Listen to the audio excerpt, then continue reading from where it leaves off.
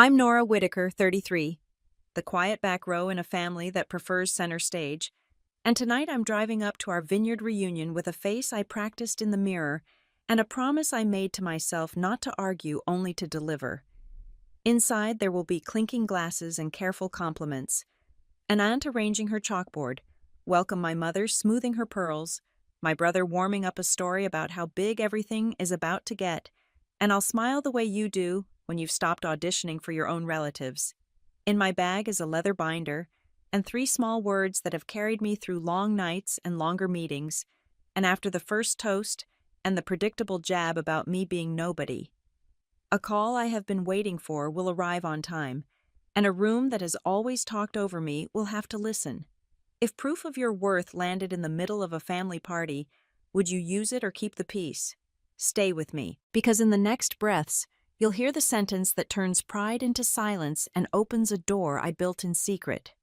The gravel driveway of Aunt Vivian's vineyard crackled under my tires as I eased the rental into a space between 2 polished SUVs. Late afternoon light slid across the rows of vines, all silver green and humming with bees. I stepped out and smoothed the navy jumpsuit I chose on purpose. Simple lines, no glitter. The kind of outfit that tells the truth without announcing it. From the veranda, I could hear laughter and the soft clink of glass. The Whitaker voice carries across acreage. I took a breath scented with oak and ripe fruit and walked the flagstone path passing the chalkboard sign Aunt Vivian loves. Welcome home. Every year, the same script. Every year I play it quieter. Inside the courtyard, the family constellation formed like it always does. Dad held court near the barrel table, retelling a story about our grandfather and the first parcel of vines. Mom stood with 2 women from her church circle, that careful smile on her face that keeps gossip on the friendly side. Clustered near the tasting counter, Dan lifted a glass and the room bent toward him the way it always does. He thrives on that bend. There she is, Dad called, as if I had been lost, and not simply unhurried. He moved aside and I caught a glimpse of my reflection in the glass doors. Hair pinned back, small gold hoops, navy jumpsuit clean lines. You made it, Nora, he said. Your brother just gave us a peek at the big announcement. Big year for the family. I set my clutch on the counter and let my smile be small. Good to see you, Dad. The bartender slid a splash of Pinot across, and I lifted it in a quiet hello to Aunt Vivian. She blew me a kiss with the hand not holding a plate of canapes, eyes bright and busy. Dan turned the room, tilting with him. He has the easy confidence of a man who believes life is a mirror. He tapped his glass with a ring, and the tap cut through the chatter. He was still basking in the glow of his own update about taking Whitaker and Lowell Capital public, the timeline, the buzz, the analysts who apparently love a legacy name. He looked at me over like a teacher checking attendance. Poor thing, still nobody. The words were almost gentle, as if kindness could make them clean. A few cousins winced. One laughed through his nose. Mom stiffened, then reset her smile. Pastor Ruth's husband coughed into his napkin. I let the sentence sit on the table between us and did not pick it up. Dan Aunt Vivian said in that hostess way that is half ribbon, half rope. Let your sister catch her breath. She just got here. I am fine, I said. My voice kept its evenness. The trick is to let other people hear themselves. I glanced out the open doors to the vineyard. The late sun turned every wire into a line of fire. Ellie, you must be so proud, one of Mom's friends said. 2 children in finance. That must be something on the prayer list. Mom swallowed and patted her pearls. We are blessed, she said, eyes flicking to me and away again. Nora is doing her little consulting work in the city. It keeps her busy. Little. The word landed with a soft thud. I nodded as if I agreed. I have learned to set quiet boundaries and then go on cutting the fruit. I looked back at Dan. How is your supply chain exposure in Southeast Asia if your lead vendor stalls? I asked. Just a little curiosity. His smile faltered for a breath, the blink of calculation before the mask reseals. We have it handled, he said, and lifted his glass to the room again. Next quarter will be a victory lap. He pivoted to Serena, our cousin, and his right hand at WLC, and she picked up the melody about momentum and growth and the press team working miracles. I felt my phone buzz against my palm. The screen flashed Mariah's name. I stepped half a pace toward the French doors, not away from the room, but not fully inside it either, and tapped accept. Mariah's voice came clean and steady, the way I trained her to speak when nerves want to run the show. "Ma'am, the papers are ready to acquire their company." The room was noisy, but sound has a way of parting when the words matter. The church ladies fell quiet. Aunt Vivian's hand paused in midair with a cherry tomato on a pick. Dan stood very still. I let the words settle on my chest like a necklace I had earned. "Perfect timing," I said. I did not whisper. I did not aim it like a dart. I let it sit in the air, a simple fact among many. My gaze returned to Dan because that is where the sentence belonged. Color moved out of his face the way tide moves off the shore. He opened his mouth, then decided against it, then looked at Serena as if she might hand him a different scene. Mom stepped close, that tight smile faltering for the first time. "Nora." "What is going on?" she said, the quiet urgency of a mother who prays at night that nothing unexpected will come through the door. I reached for her hand and squeezed it once. "Not yet," I said, and the words were as gentle as I could make them. A breeze lifted the linen runners on the long tables. Glassware chimed. The grapes held their breath.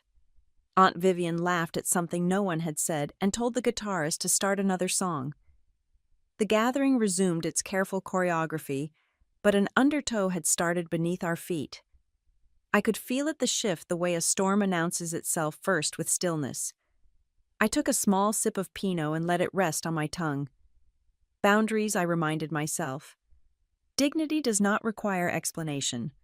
I tucked the phone back into my clutch and returned my face to neutral.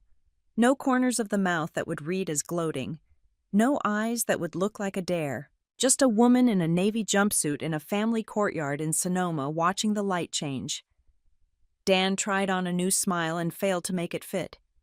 He straightened his jacket and lifted his chin toward the vines, as if they were an audience that owed him applause. I held his gaze for a heartbeat. Then I turned slightly to Aunt Vivian and asked if she needed help in the kitchen. The world felt both very loud and very quiet. Somewhere beyond the hedges a dog barked once and then thought better of it. The guitarist played something easy and bright. I set my glass down and let the room move around me. There would be time later for answers, for now the stillness was its own kind of answer, and I did not mind the weight of it. The music drifted back to polite chatter, and people rearranged into little circles like birds after a gust of wind. Serena glided to the center with the ease of someone who practices her posture in elevator doors. She lifted her glass slightly and let the room settle without asking. She began to tell a story about a win at Whitaker and Lowell Capital that sounded like silk, the kind of deal that looks effortless on the outside and leaves bruises on the inside. She said their team moved with precision, that the client called it elegant, that the press would be very pleased. Heads nodded the way heads do when they want to be near a spotlight. I let her rhythm pass through me like a tide. Serena excels at the finish. She lays down a runway of pretty words and invites you to land your applause. Dan stood a half step behind her, the proud artist watching his work on a gallery wall. Dad clapped once, decisive. Mom smiled in that careful way that says our family is exactly what you think it is. Aunt Vivian squeezed between two cousins with a platter of skewers and a story that arrived before she did. She meant well, she always does, but her details have a way of spilling. She told the church ladies that Zoe had been featured on a list that praises rising voices, and then she added that the publicist handled everything and the invoice had been worth every penny. Zoe flushed the color of late strawberries and stared at her shoes. Serena's eyes flicked toward her and back again. There was a ripple in the cloth of the moment, and then Serena tried to smooth it with a new anecdote about mentorship. I stood close enough to the barrel table to feel the cool of the wood through the fabric at my hip. I turned toward Dan. My voice stayed even. I asked how his exposure in Southeast Asia looks if a lead vendor slips and the factory schedule slides. I asked what contingency he is comfortable naming out loud if customs holds a shipment or if a power issue bumps production into the next season. He paused for one beat too long. It was not much. A blink, a breath. But the people who know him felt it. Serena stepped forward with a bright half laugh and said the vineyard looked incredible this year and maybe we should all toast Aunt Vivian's stewardship. Dan recovered and said everything is under control and that the team does not indulge in speculative fear. He lifted his glass again as if to push the conversation onto a different track. Mom touched my elbow with 2 fingers. She told me softly not to stir the pot on a family night. She said, "Let your brother enjoy his moment." Her voice held the tremor of a woman who has hosted too many holidays to count, and who knows how quickly one sentence can tilt a room. I kept my tone light. I told her I was only asking what any prudent investor would ask. Dan heard prudent and translated it to a problem. He turned slightly so more faces could see him and said that some people chase small gigs so long they forget how to think at scale. He smiled at me the way a tennis player smiles before an easy serve. It would have been simple to fire something back and watch it land where it would hurt. I tasted the thought and let it dissolve.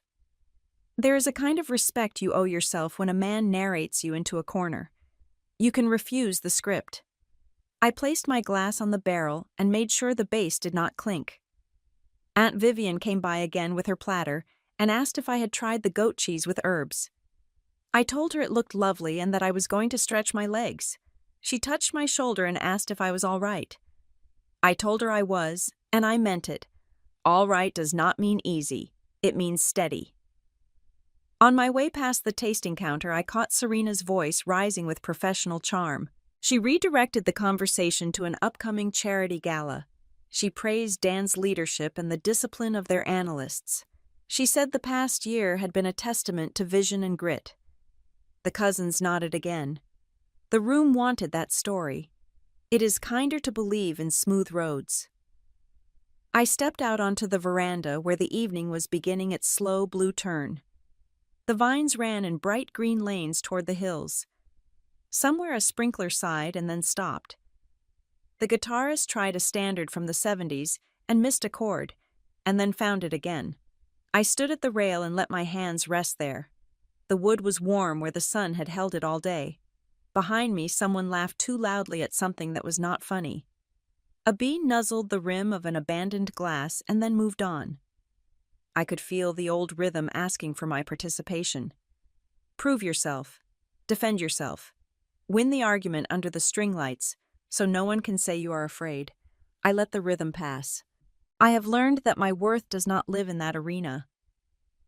Mom's reflection joined mine in the glass of the French door. She looked small and fierce at the same time. She asked in a voice that was almost a whisper if I could try not to break the mood. I turned and told her I heard her. I said I would not chase noise. Then I kissed her cheek. She smelled like lavender and one of those hand creams she buys from a fundraiser. I walked along the edge of the courtyard until the conversation became a low river. The vines were a steady green distance away. The sky folded into a soft gray and the first porch light blinked on. I reminded myself of the line I drew years ago and have honored ever since. I do not need their approval to know what I am building. I looked at the rows of vines and let that truth settle like evening air. The evening cooled, as if someone drew a curtain across the hills. I walked back inside and let the warmth of the lights touch my shoulders. Aunt Vivian waved me toward a platter I did not need. I smiled and kept moving until I found a quiet corner near the French doors where the reception Wi-Fi worked best.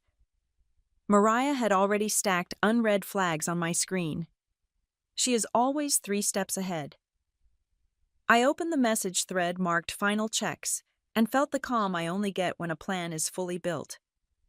The past looks different when you know exactly why you left it. Years ago, I stood in a midtown conference room and realized I was spending my life polishing other names. I left the comfort of a famous firm and took a small office in San Francisco with windows that rattled when the buses stopped at the light. I bought a second-hand desk. I learned again how to make coffee when the machine is temperamental. I put my name on a door and promised myself I would earn the right to keep it there. Aurora Meridian began like good bones. Quiet, strong, no need for a show. We built a network of special-purpose companies and let them do what they were created to do. Study. Accumulate. Leave no fingerprints beyond what the law requires.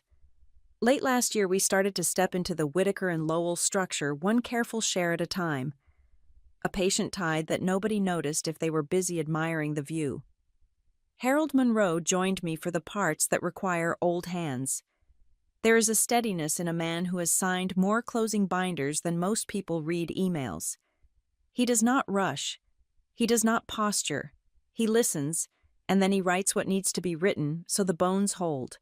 Early in the week, he sent a memo that reminded the team what matters.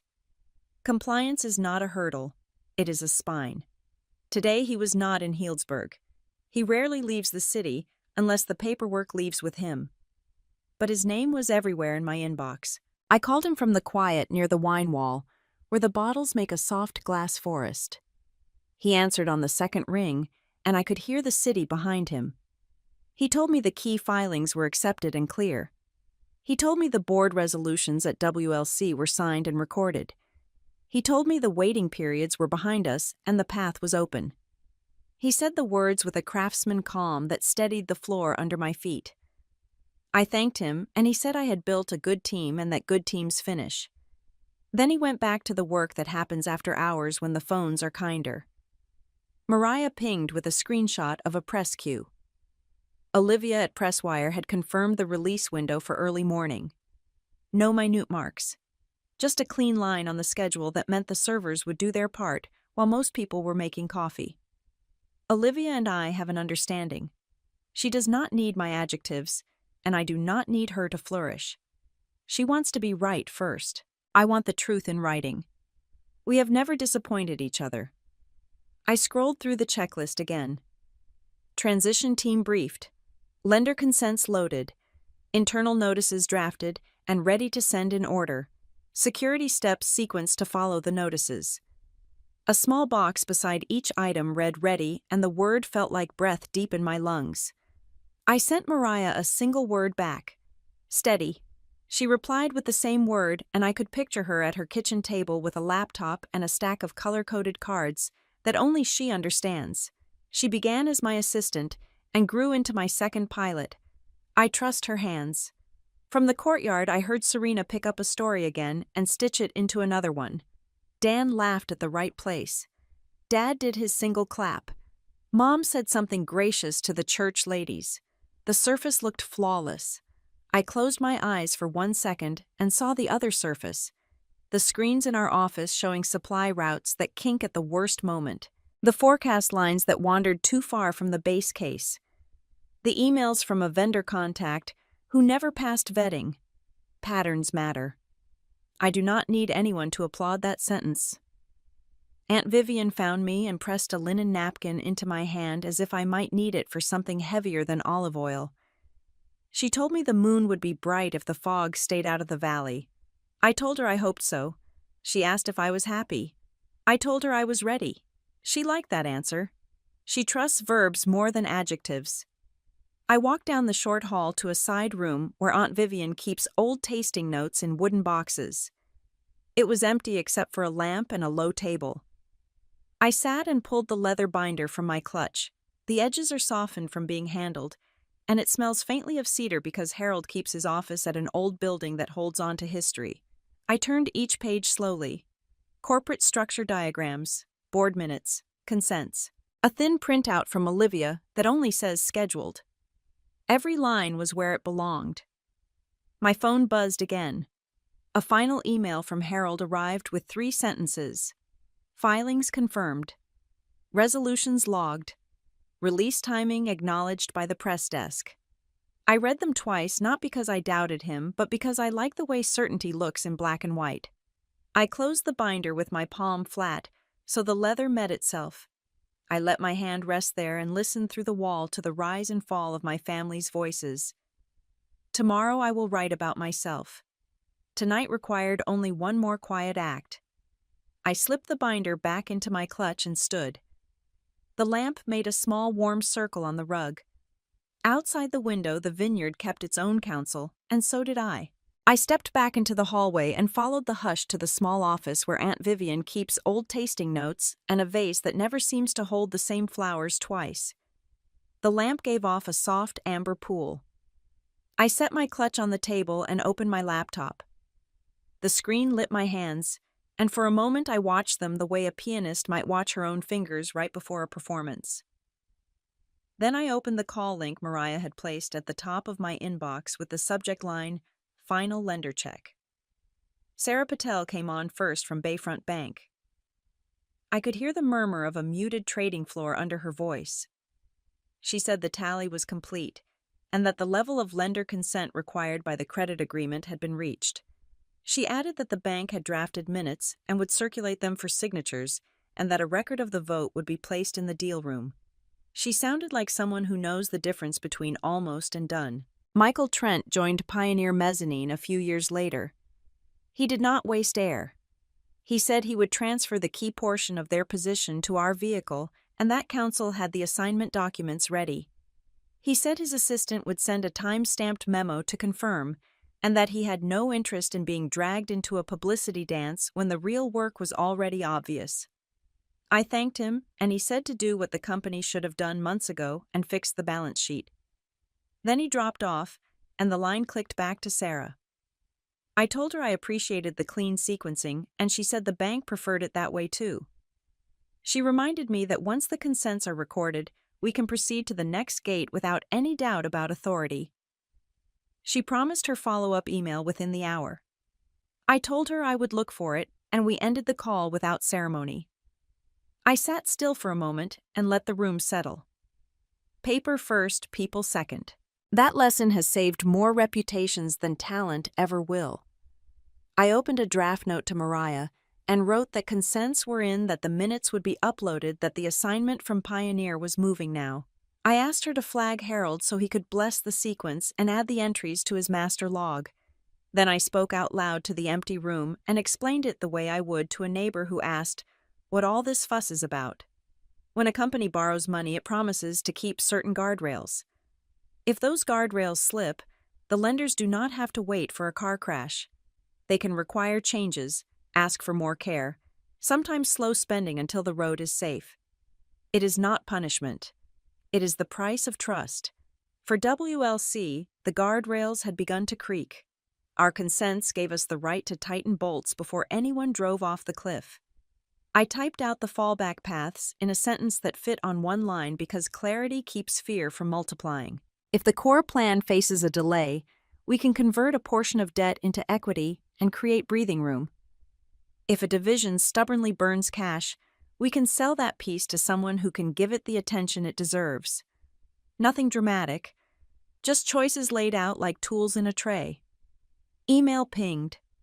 Sarah's message arrived with the bank's summary, a list of who had agreed, and a short note that the minutes were drafted and waiting for signatures. A second email landed from Michael's office with a scanned memo that said, "Assignment authorized and counsel instructed." I forwarded both to Harold and to Mariah with a single word each time. Logged. The house creaked the way old houses do when the night air moves in.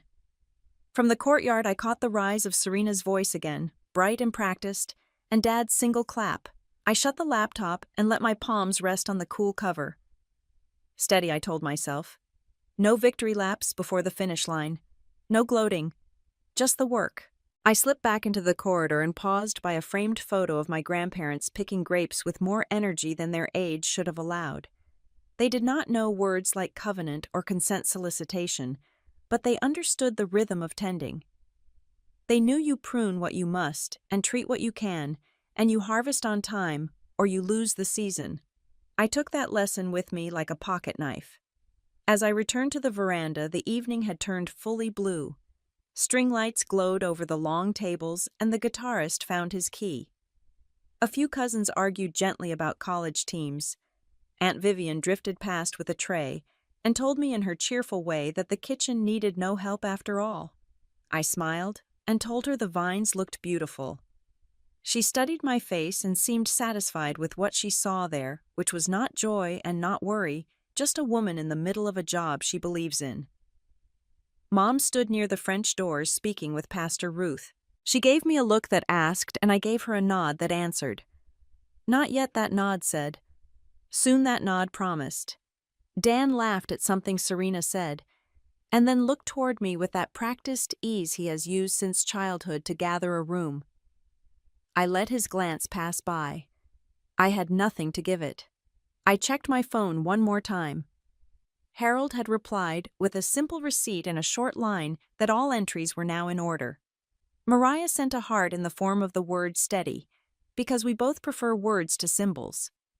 I locked the screen and felt the phone become just a small weight again. The night smelled like rosemary and crushed grass. I walked to the edge of the patio and looked out across the rows. Tomorrow could carry its own noise. Tonight, I wanted quiet paper and a steady pulse and the knowledge that the doors we needed were unlocked. I breathed in the peace that comes when the last signature is not a dream, but a file already saved. Then I turned back toward the light and let the family's hum wash around me without taking me under. I drifted to the edge of the veranda where the air felt cooler and the string lights hummed a little. My phone pulsed in my hand with a message from Olivia. She wrote that a small breadcrumb had crossed her desk, and that public records can be generous when no one imagines they are being watched.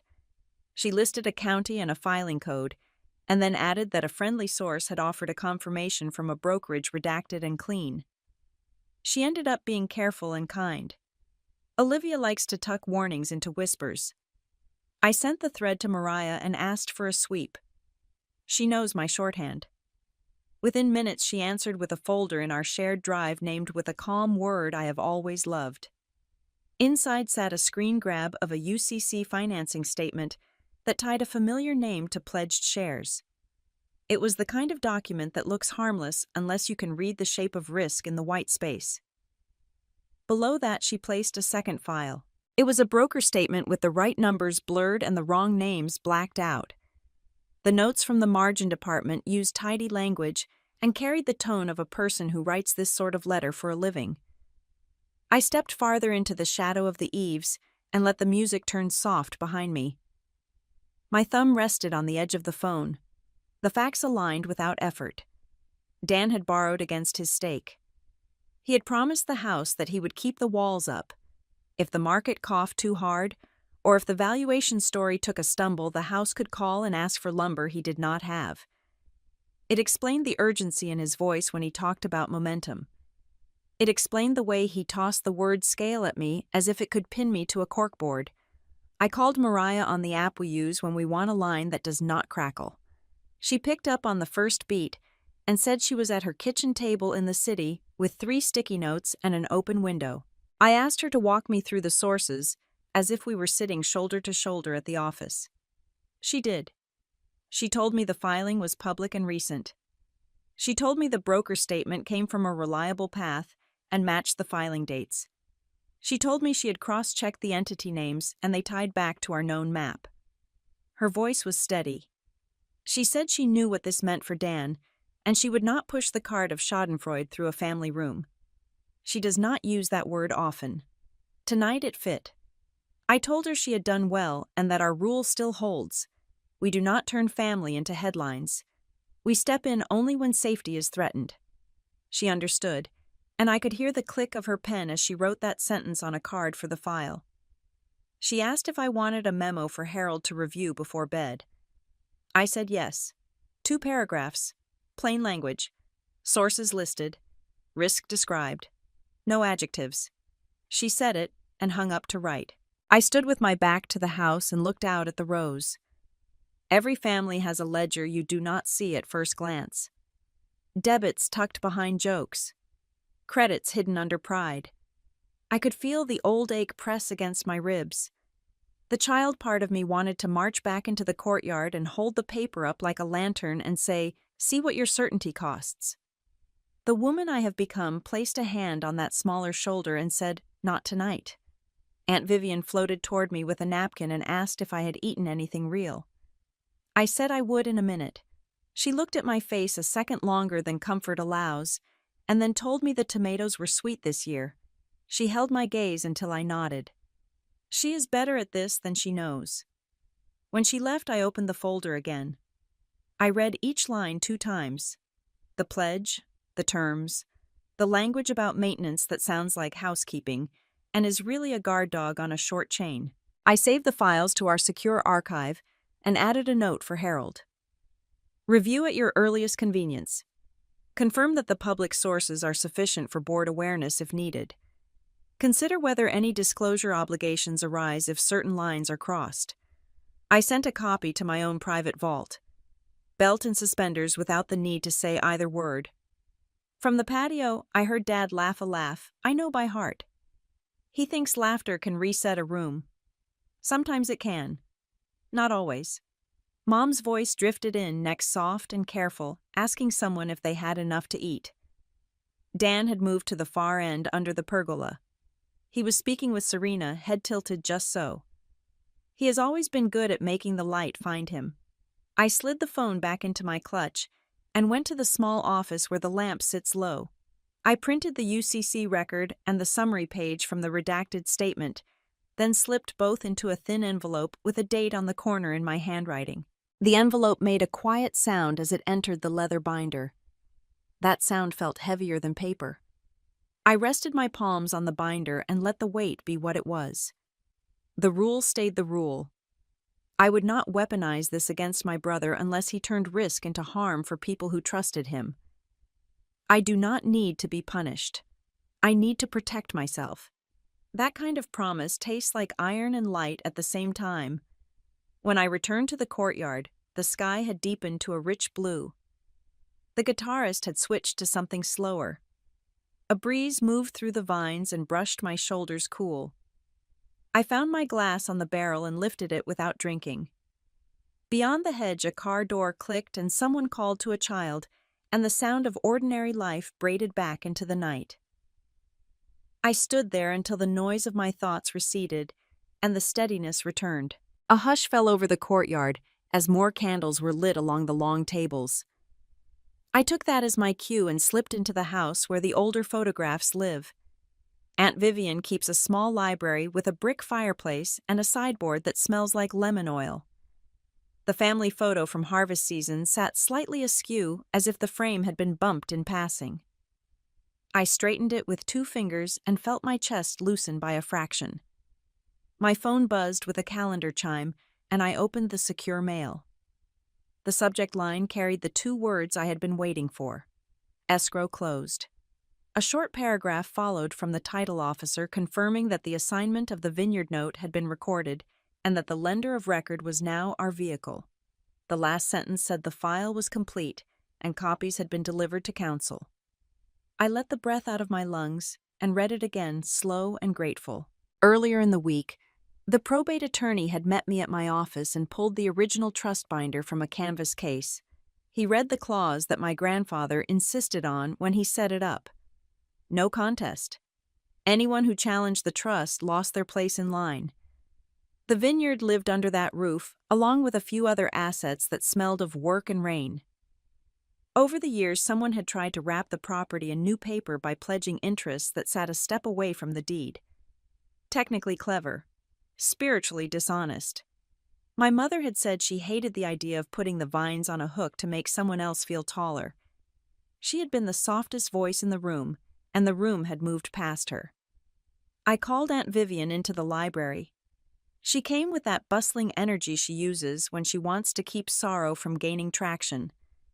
I told her the note tied to the vineyard now sat with us and not with the fund that had been circling for leverage. I told her the paperwork was proper and filed, and that nothing about the produce of this soil would be used as a bargaining chip again without a family vote and a lawyer reading the fine print out loud.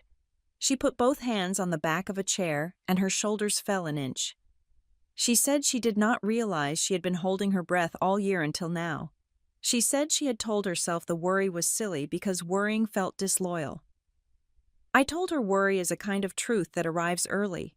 Mom appeared in the doorway the way a cool breeze appears when someone opens a side window. I gave her the short version because tenderness needs clarity more than detail. She listened with her chin lifted and her eyes bright in a way that made her look like the woman she had been when I was a child, the one who could quiet a room by simply standing in it. She said she had spoken against using the vineyard as a shield for someone else's bravado, and that her words had not carried weight. She said she had prayed that the land would not be sold to pay for a lesson. Then she put a palm to her chest the way people do when a pain goes missing. I spilled the rest in plain words. We negotiated a fair price and secured the note. In exchange, I asked for a written commitment that any future decisions touching the trust would be made in daylight and put in writing with signatures and minutes so that memory does not become a liar. Aunt Vivian said that sounded like grown-ups finally showing up. Mom nodded and said it sounded like stewardship. I sent a short message to Harold. Vineyard note complete. Trust protections honored. Governance letter ready for signatures tomorrow. He replied almost at once with well done and a reminder that transparency dulls the sharp edge of rumor. He is not wrong. A family without minutes becomes a family of myths. Footsteps passed in the hall, and the chatter of the party rose and fell like ocean tide. I carried the fresh copy of the title confirmation to the mantel and laid it flat under a paperweight that used to sit on my grandfather's desk. Then I lifted the harvest photo. Dad wore a hat and a grin, and his hands were stained with the work he forgets to brag about. Mom had her hair in a scarf and a glow in her eyes that said, "This was enough, right here, right now." I set the frame back in its place and pressed the little tab so it would not tip again. Dan's laughter rolled in from the veranda, and for a moment, I felt the old tug, the one that invites me to measure my choices next to his. I declined the invitation. This was not about winning against my brother. This was about keeping a promise to people who planted something and trusted it to grow. I touched the paperweight one more time and let my palm rest there. Aunt Vivian asked if I wanted to tell the room tonight. I said no. The land deserved a quiet evening. Tomorrow, the family could sign the governance letter and eat sandwiches at the kitchen table while the ink dried. We could make it simple. No microphones, no speeches, only paper and pens and a little bowl of grapes that would stain our fingers purple. Mom reached for my hand. She said thank you in a voice that did not seek a response. I squeezed back and told her we were all learning. She said yes, and that learning late is still learning. We stepped into the hall together and the light from the courtyard brushed our faces. The guitarist found a melody I loved as a girl, and I felt the house breathe with us. I paused by the doorway and looked once more at the mantel. The picture sat straight. The paper lay safe under glass. Lines were clearer now. Family on one side. Finance on the other hand. Not a wall, just a fence you can see through. I walked back to the party and let the sounds of forks and laughter and clumsy toasts settle into a background that felt like home. The party softened into pockets of talk and easy laughter, while the sky settled into velvet. My phone hummed with a secure alert that only pops when a known source uses the dead drop. I stepped into the small office off the hall, closed the door with care, and opened the folder that appeared. The sender name read simply A, and the subject line named a supplier I already knew too well.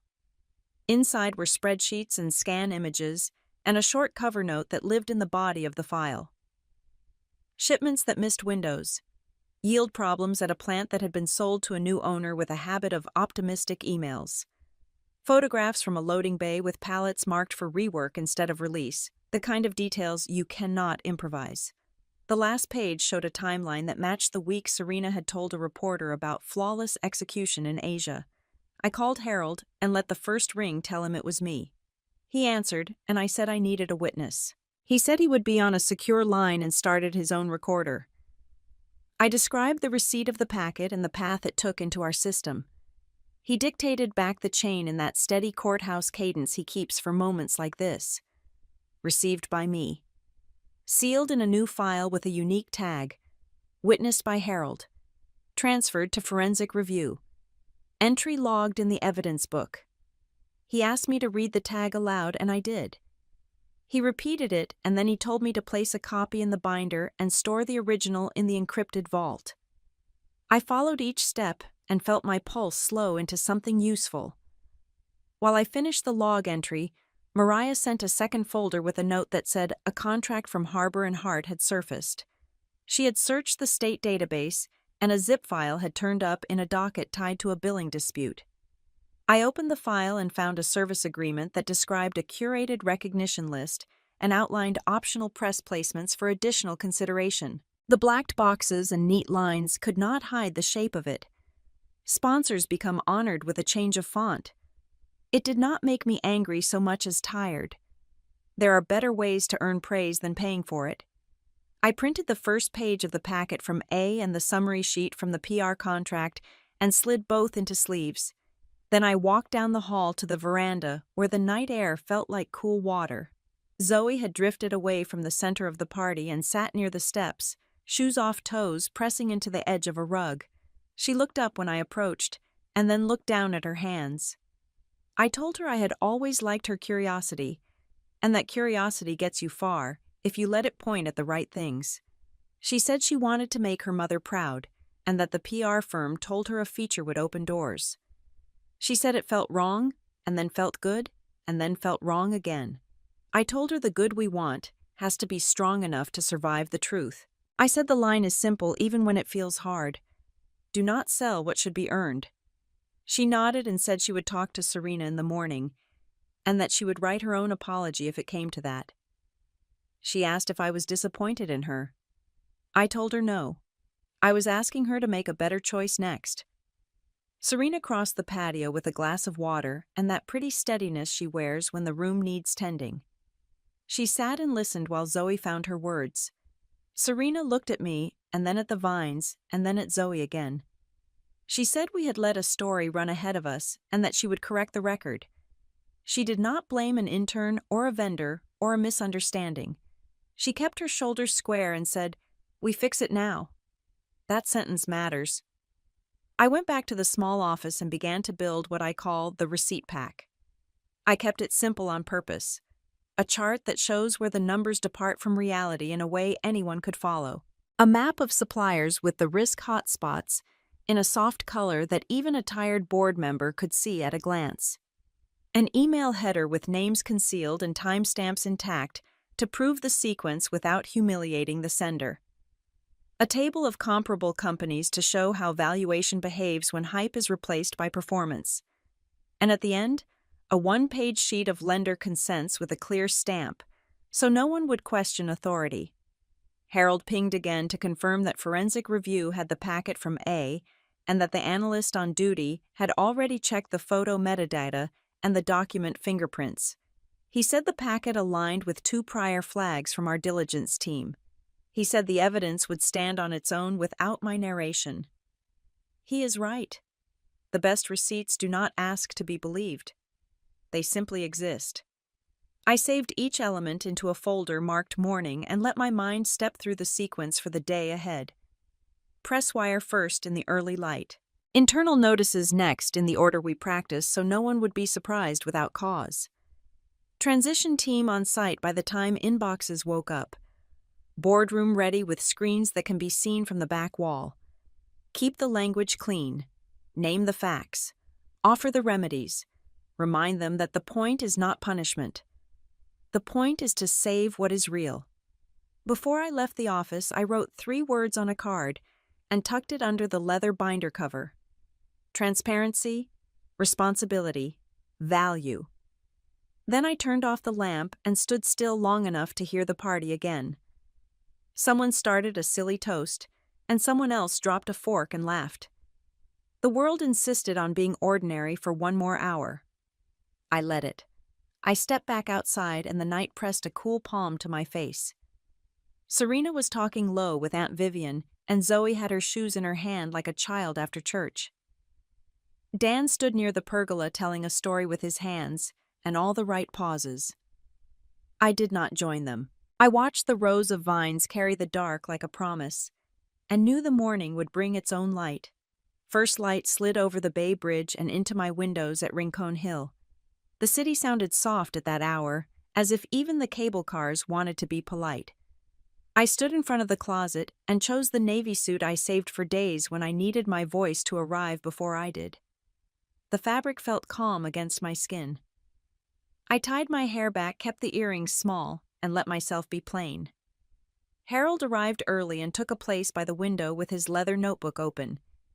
He gave me a single nod that read, "As all clear." Mariah sat up at the dining table with her laptop, her stack of index cards, and a cup of coffee she had brought for me. She flipped one card over and then another, lips moving the way they do when she checks a list without speaking. The room held the quiet of a chapel before the first hymn. We began with the part that belongs to the regulators. Harold read the short note he had drafted the night before, precise and spare. We loaded the withdrawal paperwork for the public offering into the system and watched the progress bar move. It felt like waiting at a red light on a clear road.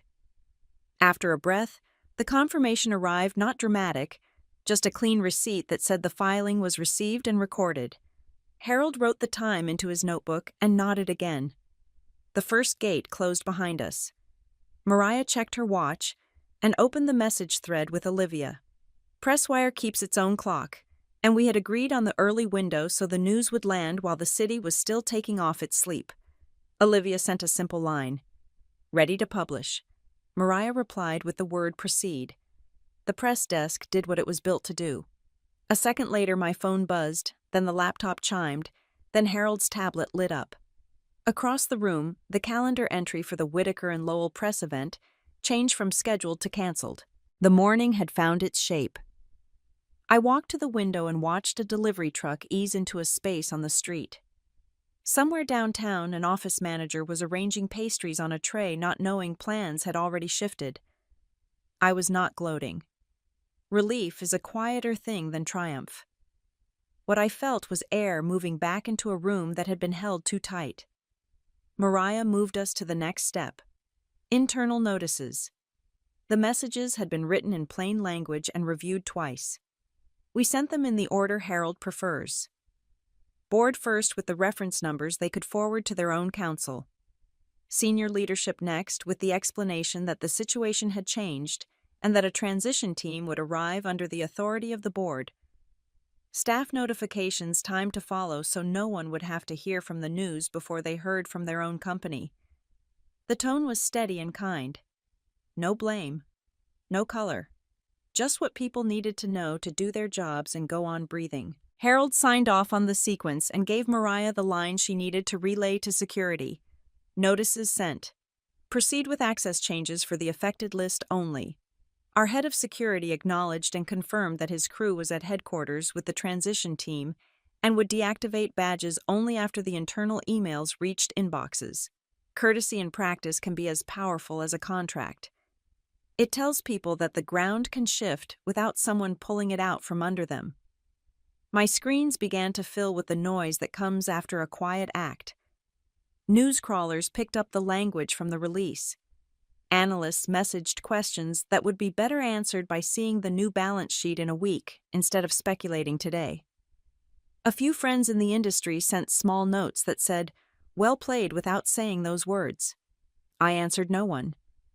The story would walk without me pushing it.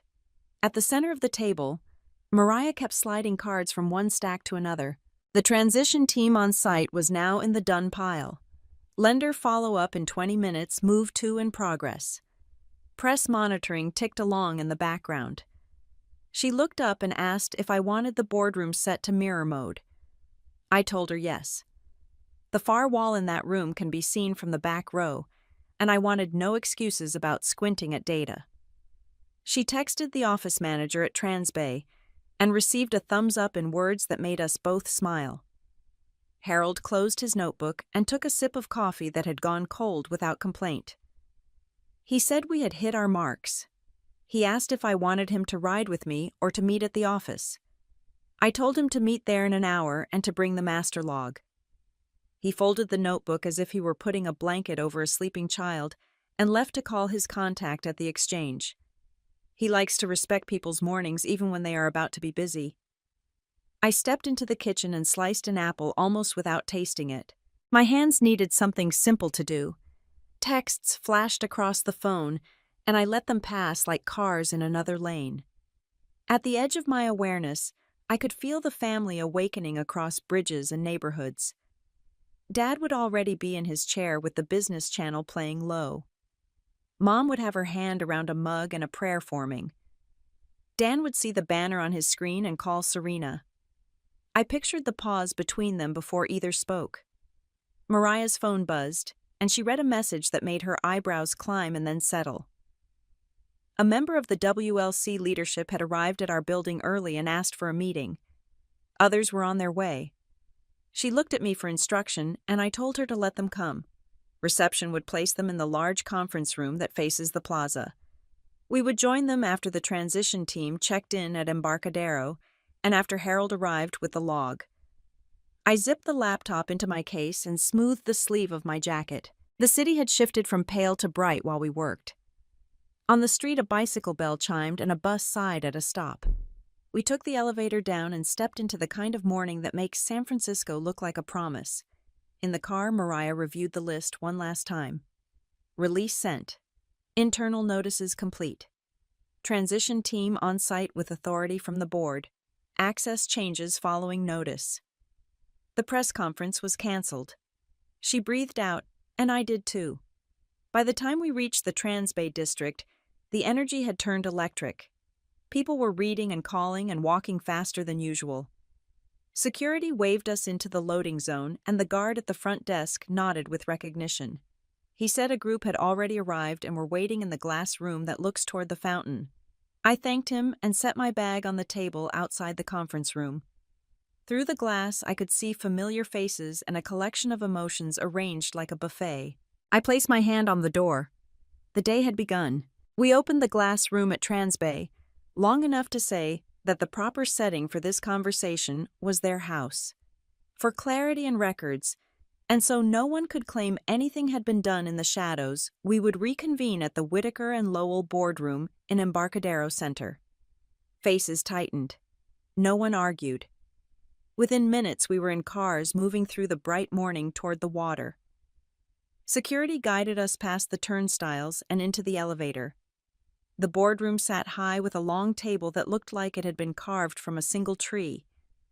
The far wall was a bank of screens already awake.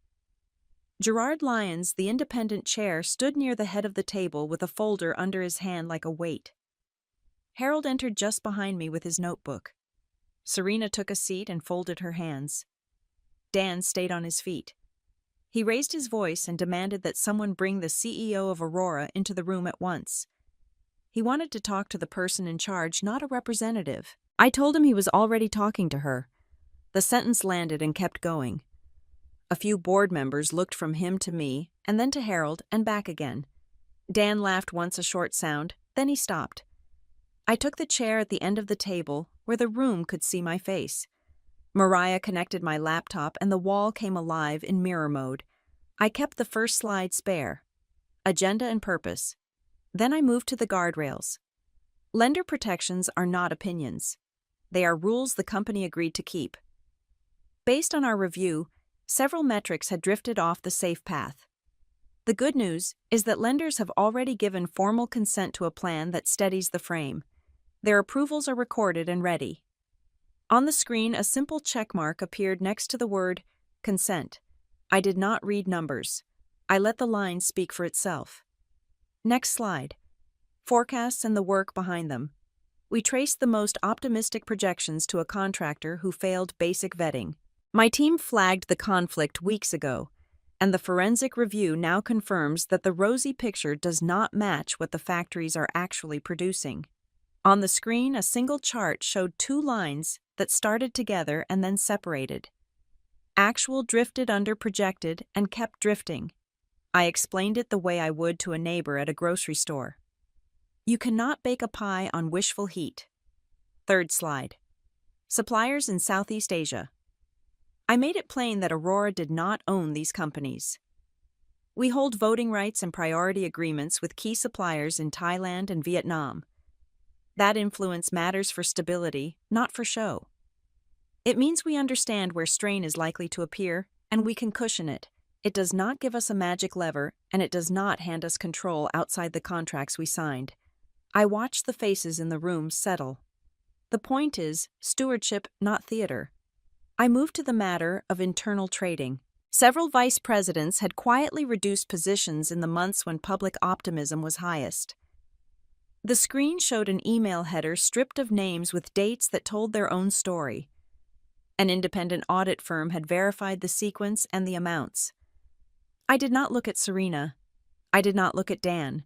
I kept my voice even and my language precise. Harold stood with his notebook closed and recited the confirmations the board needed to hear. He stated that the board resolutions authorizing the transition had been signed and logged. He stated that the regulatory waiting periods tied to competition review were complete.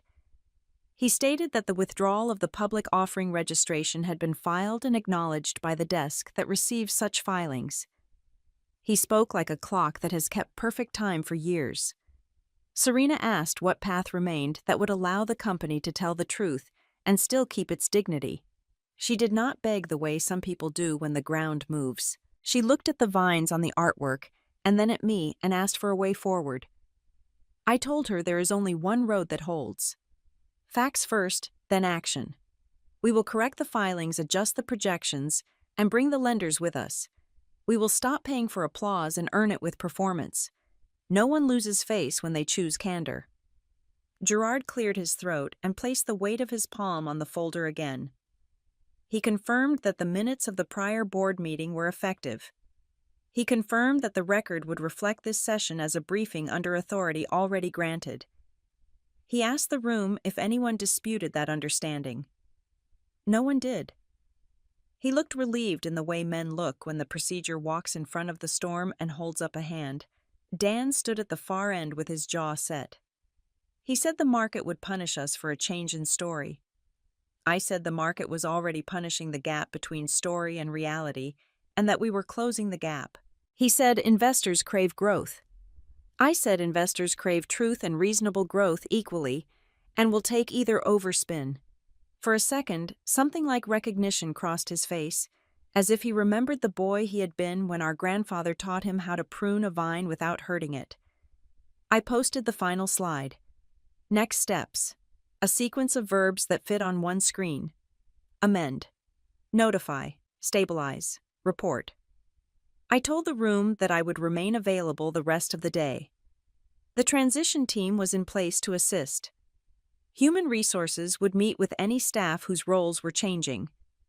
Lender calls were queued. The press would receive a factual update if they asked. No flourishes. No adjectives. We would let the work speak. The air in the room felt cooler. Gerard closed his folder. Harold reopened his notebook to log the time. Serena exhaled. Dan looked at the windows as if the view might change with enough will. I stopped the screen share and the wall went to a calm blue.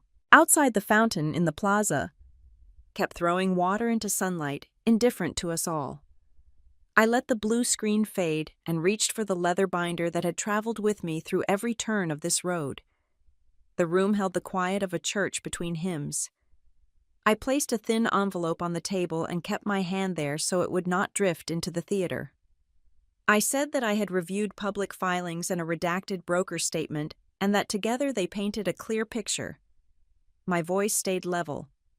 This is not an accusation. This is my responsibility. Dan stared at the envelope as if it might become something else if he waited it out. I slid the contents forward until the corner touched the grain in front of him. He did not reach for it. He glanced at Gerard. He looked at Serena. He looked at the windows again. Then he set both hands on the table and lowered himself into his chair. The movement made a soft sound the kind wood makes when it carries weight honestly. I spoke slowly so no one would mistake my intention for heat. The documents show that shares were pledged to secure a margin loan and that the agreement requires maintenance at a level that may be tested by today. I said that this risk is not a sin, it is a condition. But when a leader carries this condition in secret, the company carries it too, and the burden shifts onto people who did not choose it. I told him I was placing the facts here so the harm could stop before it spread. He looked down for a long moment, long enough for the room to run out of oxygen, and then find it again. When he lifted his eyes, there was no defense in them, only the tired knowledge of someone who has finally stopped bracing against the obvious. He said he would step down. He said he would instruct his broker to lock any personal trading accounts that touched the company during the transition. He said he would cooperate with every request related to the handoff. He said little else. He signed the paper that Gerard placed before him and pushed the pen back like a man who had finished building a fence he did not want to build. Serena asked for the floor. She said the press materials that leaned too hard into perfection would be withdrawn by end of day, and that a corrective plan would follow with plain updates at regular intervals. She did not use excuses. She did not point her finger at a junior staffer. She said we had told a story that outpaced the truth, and she was choosing to stop that run. I saw Zoe's shoulders loosen as if someone had taken a backpack off her without asking. Zoe rose halfway, then all the way. She said she had participated in a recognition placement that did not meet the test of real merit, and that she was ready to help rebuild the communications function around transparency. She asked to work under an experienced manager and to start by drafting a statement about standards for any future features. Serena nodded. Gerard took a note. I made a place in my mind for a young woman who had chosen the harder road. Human Resources stepped in with the folder that fixes the shape of change. 3 vice presidents who had traded ahead of internal discomfort would separate from the company. The policy template was clean. Pay according to tenure. Benefits to continue under COBRA as the law allows. Outplacement support for those who wanted it. No revenge tucked into the margins. Just the sober math of accountability. The room exhaled. People always do when decisions take their final form. Harold read the short statement he had prepared for the minutes. Leadership transition accepted. Communications corrections underway. Trading restrictions acknowledged and implemented for those who must observe them. He closed the notebook and let his hand rest on the cover the way a father might steady a sleeping child. The door opened, and a man in a navy suit with a loosened tie stepped in and stood near the back. Ethan Park. He caught my eye and waited. He had been a partner track attorney at a firm that often sat across from us. He had asked for a meeting last week and said he wanted to work in a place where rules are not costumes. I told him to come if he was ready to begin again at the bottom of a new ladder. Now he said that his resignation had been accepted and that he could start today as junior counsel if the offer still stood. He added that he had no interest in making speeches, only in doing the work. I told him there was a desk on the 12th floor and a mentor who did not care about his resume as much as his habits. Harold lifted a brow in what passed for approval and wrote Ethan's name in the margin of his log. The meeting thinned. People stood and then sat and then stood again the way they do when their bodies are not caught up to the news. Papers slid into folders. Phones lit and dimmed. Serena asked if she could have a few minutes with Zoe to map out next steps before they spoke to staff. I nodded. Gerard thanked the room for its candor. The fountain outside kept scattering light like a promise no one had to earn. When the boardroom had quieted, I walked to the window and let the glass cool my palms. I could see my mother in my mind standing at her kitchen counter with the radio turned low. She would be praying for peace where there had been friction and for humility where there had been volume. She had asked me last night if there was still room for family in the life I had built. I told her there was, but there would be fences and gates and a list of names on a clipboard. Love is not smaller with boundaries. It is safer. I turned back to the table and gathered the envelopes that were mine to carry. Dan had left his chair and was speaking quietly with Gerard near the door. Serena and Zoe were bent over a notepad making a new map word by word. Harold waited with the master log open to a page that now belonged to this morning. I nodded to him and he closed the book. We filed out into the hall where the light was softer. The plaza below carried on with its ordinary rhythm. Somewhere a child laughed at the spray from the fountain and somewhere a bus driver waved a car through. My steps felt grounded. The day had more work in it, but the hardest sentence had been spoken and accepted. That was enough for the next breath. Autumn slipped into the city with that clean light that makes glass look honest. In our office, the rhythm settled into a pace my bones trusted. Meetings began on time dashboards, told the truth, and people stopped whispering in the hall because there was nothing dramatic to whisper about. A few months can change the shape of a place when the work is consistent and no one is busy polishing mirrors. The quarterly packet arrived on a quiet Monday, and I read it at my desk with the window cracked for air. Margins climb the way. Bread rises when the yeast is right. Debt felt lighter on the shoulders of the balance sheet. Payments came in sooner, and checks went out with less hurry. The story on paper finally matched the one we had been telling with our hands. No confetti. Just the respectful silence that follows good news earned. We closed a sale on a division that had been eating resources and returning little in gratitude.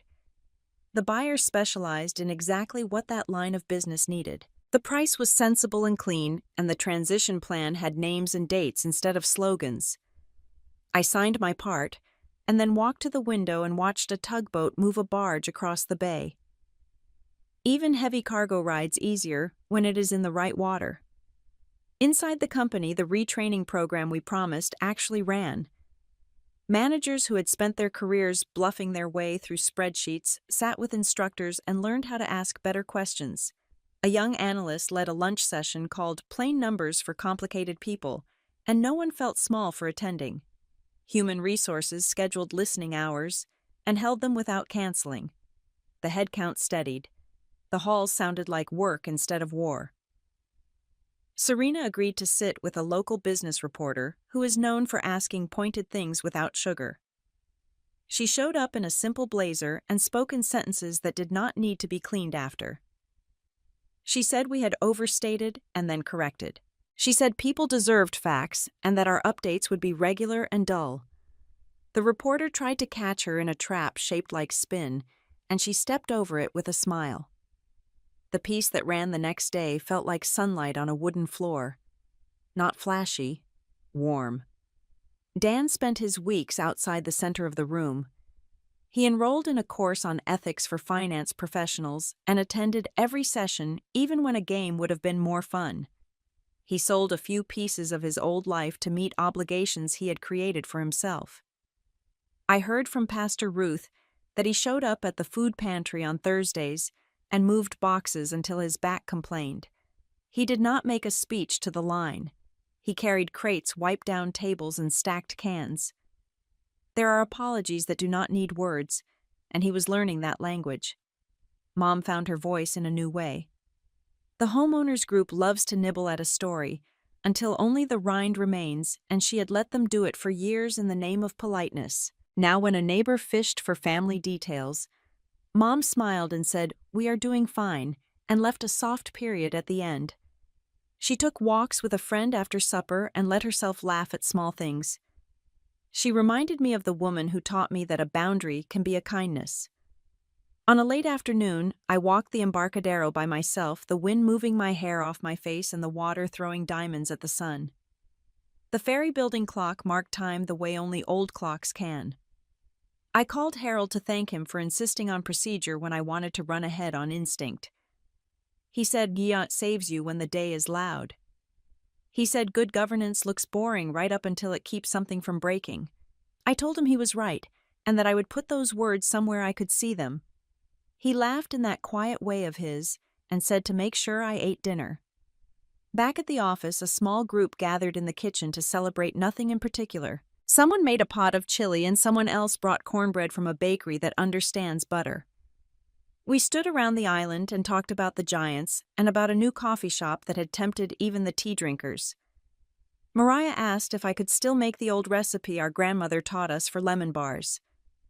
I told her I could and that I would bring them next time. It felt like family without the part that bruises. Aunt Vivian called from Healdsburg with a report that the vines were generous and the harvest would be good. She said the crew had picked the first rows at dawn and that the juice smelled like the color gold. She sounded rested in a way I had not heard since the winter. She said the new governance letter was taped to the inside of the pantry door and that anyone who asked about money got sent to the kitchen table to read it before they spoke. I told her she was running a tighter ship than some companies, and she laughed from deep in her chest. That evening, a slim envelope waited on my doormat when I got home. The paper was unpretentious, and the handwriting was Aunt Vivian's careful script. Inside was an invitation to the next family gathering.